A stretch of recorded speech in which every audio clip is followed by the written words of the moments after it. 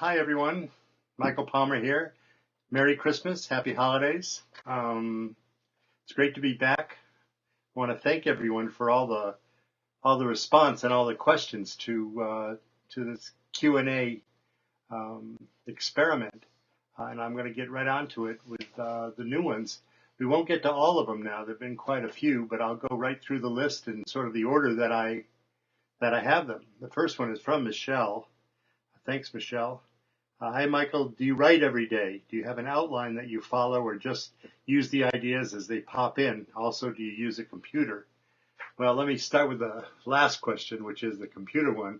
I definitely use a Mac, and I started my first two books. I wrote on a $78 manual Olivetti typewriter, which I don't think I have anymore, and I went to a Smith Corona. I only type with two fingers. And I'm good with those, but just two fingers. And let's see. The answer is I write every second I can. I'm relatively slow. I don't think very fast, so I write every chance I get.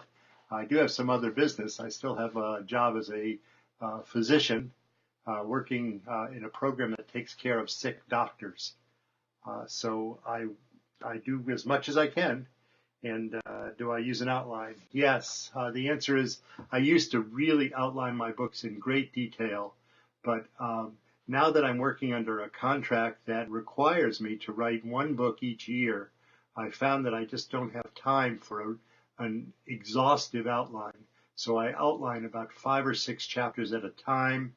I go over those outlines, which are about maybe a half or 1 page per chapter, and then I work on those. I'm also writing more and more. I'm trying to work in shorter chapters, but I'm not used to it completely, so that takes extra time and extra work for me too.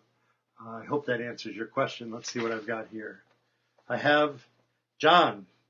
When you write a book, do you have a schedule? I sort of answered that. I write all the time, but I don't have a schedule about I have to finish chapter 1 in the next day or chapter 2. Sometimes it's very, very easy. Sometimes it's very, very hard. And I kind of have gotten used to, after almost 16 books, just going with the flow. So when do I get up? How many hours do I work? And do I just write nonstop? The answer is I get up around 6 every day, meditate, do some stretching, get some coffee, sit around, look outside, get ready to write, and then finally just start going. Let me see what else is here. Did I write from the beginning to the end? Yes. I can't do anything else. I write linearly, and there's a couple of questions about that. Linda, thank you. In your opinion, how important is it to create a sympathetic villain? And how much space should he get in the book? One of the criticisms my editors had of me in my early days of writing was that I was so, quote, nice, unquote, that I felt I had to justify the actions of my villains by making them be a zealot who just carried whatever their beliefs were over the top.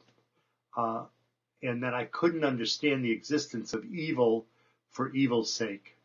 And I've changed a lot in that area over the years. And now I do believe there are people who are just plain evil.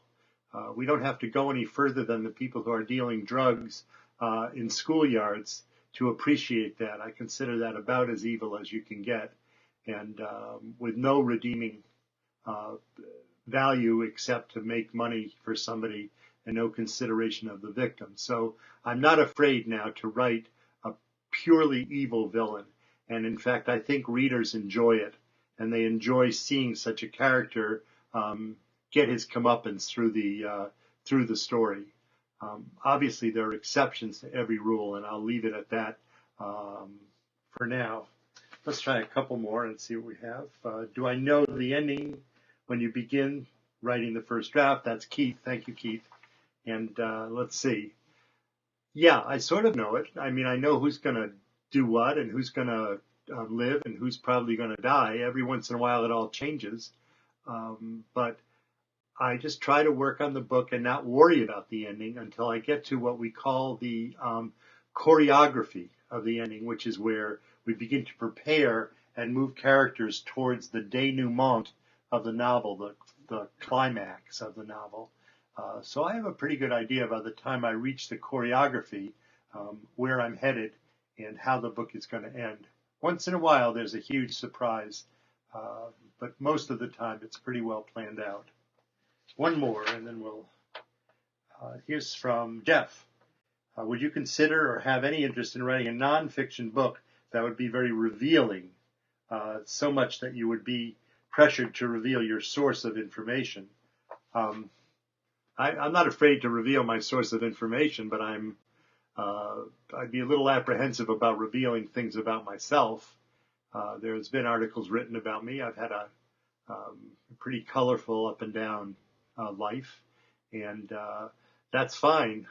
But I don't think that I'm ready to sit down and bare my soul to the world in a nonfiction memoir type of book.